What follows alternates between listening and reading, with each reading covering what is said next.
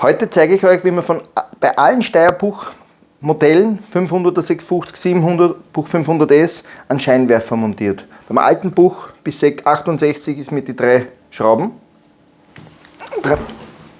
Da ist das Standlicht, das ist unten. Dann drückt man das einfach rein und dreht nach rechts. Und der Scheinwerfer ist drin. Und dann kann man hinten noch den Scheinwerfer einstellen mit den Schrauben. Da ist er komplett mit Gummi.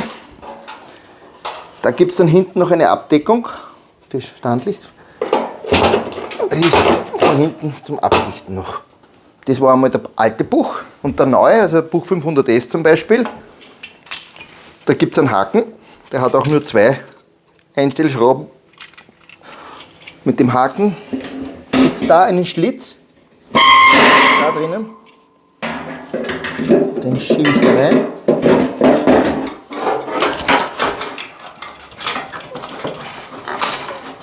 Hängen da ein und dann kann ich ihn da einstellen. So leicht ist ein Scheinwerfer aus- und eingebaut.